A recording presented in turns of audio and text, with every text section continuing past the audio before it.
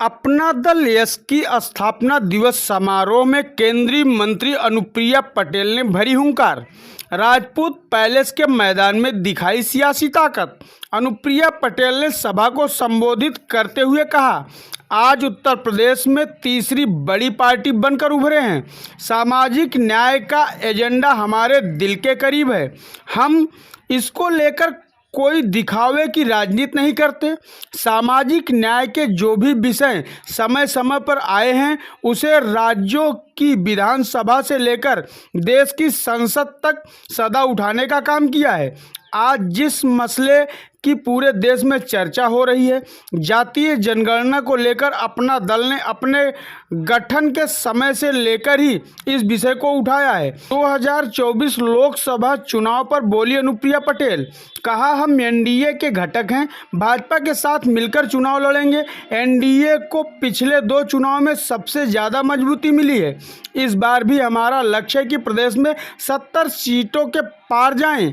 अपना दल हर मोर्चे पर अपना संगठन मजबूत कर रहा है। सीटों के बंटवारे को लेकर बोली अनुप्रिया पटेल, कहा सीटों के बंटवारे पर अभी चर्चा नहीं हुई है, समय आने पर सीटों की भी बात की जाएगी।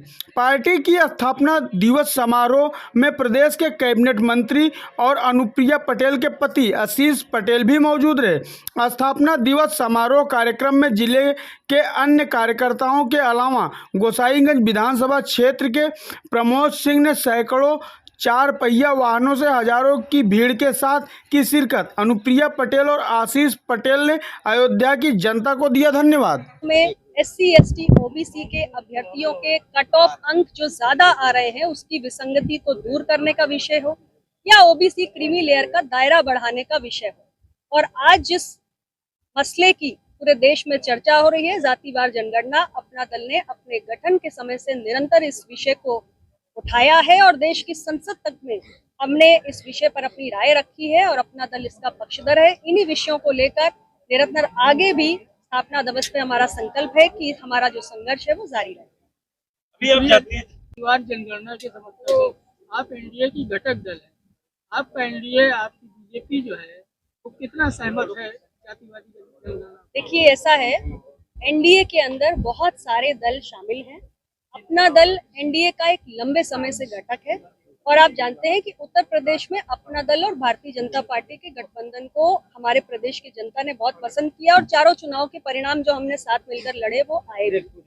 किसी भी विषय पर अपना दल ने सदैव एनडीए के बैठक में प्रधानमंत्री जी के सामने, जो हम सबके नेता हैं, अपना दल का किसी भी विषय पर क्या पक्ष है उसे हमने खुलकर रखा है।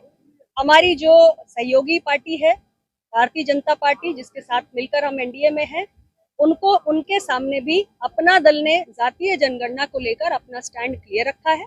भारतीय जनता पार्टी भी निश्चित रूप में इससे मंथन कर रही होगी। एक व्यापक विषय है, उनका क्या इस पे ओपिनियन है वो इसे बताएंगे, लेकिन अपना दल का इस पे क्या पक्ष है ये मैं आपको बता रही हूँ। आपकी माता है और पिताजी की मौत पर सीबीआई जांच नहीं करवा रही,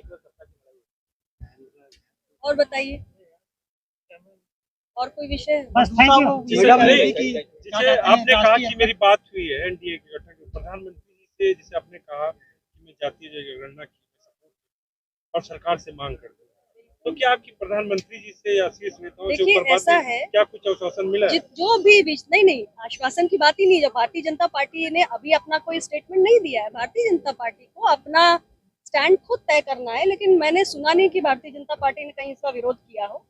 अपना दल एनडीए का घटक है, अपना दल जातीय जनगणना का पक्षधर है, या हमारे सहयोगी दल को भी जानकारी होनी चाहिए और हम इसके पक्षधर हैं, यानी हम चाहते हैं कि देश में जातीय जनगणना हो। लोकसभा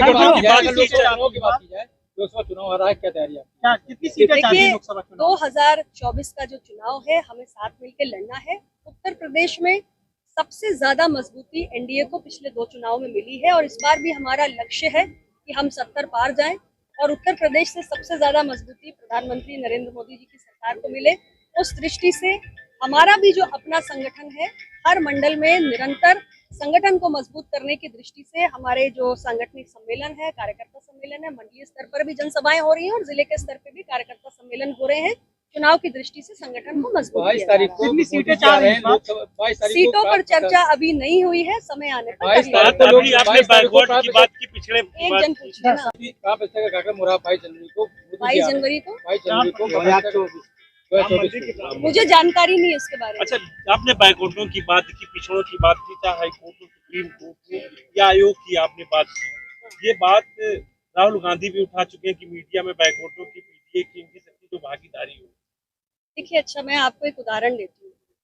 कांग्रेस पार्टी की सरकार 2004 से लेकर 2009, 2009 से लेकर 2014, क्या इस बीच में ये मसला जब वो सरकार में थे तब उन्होंने कभी उठाया? क्या उन्होंने महिला आरक्षण में ओबीसी कोटा की बात की? क्या उन्होंने जातीय जनगणना करवाई? यदि करवाई तो क्या उसके आंकड़े जारी किए? तो ये सत्ता पक्ष में रहने पर अलग नजरिया, विपक्ष में जाने पर अलग नजरिया, ये बात तो समझ से परे है।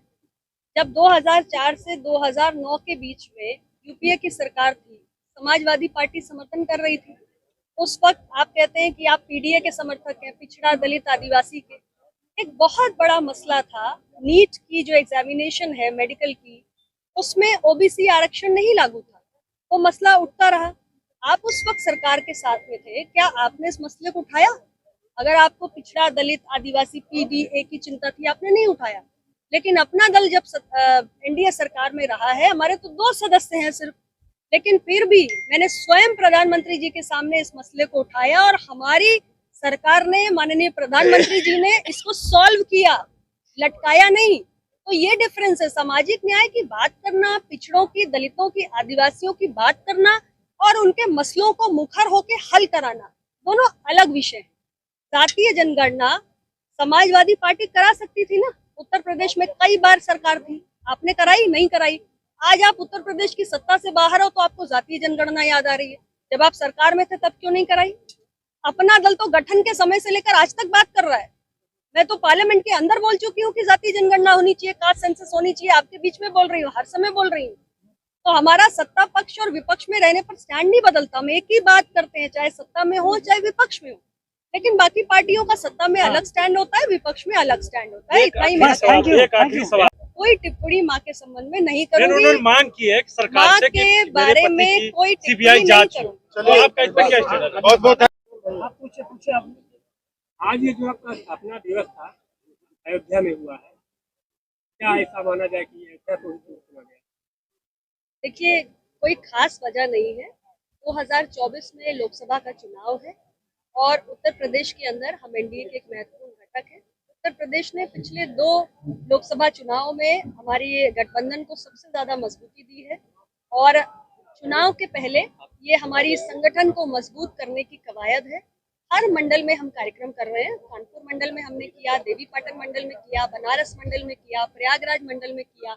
अभी हमारा ये कार्यक्रम इस बार अयोध्या मंडल में लगा है। इसके बाद और भी जो कार्यक्रम है, अन्य जो भी मंडल शेष रह गए हैं, सब में कार्यक्रम। अपना दल अपनी स्थापना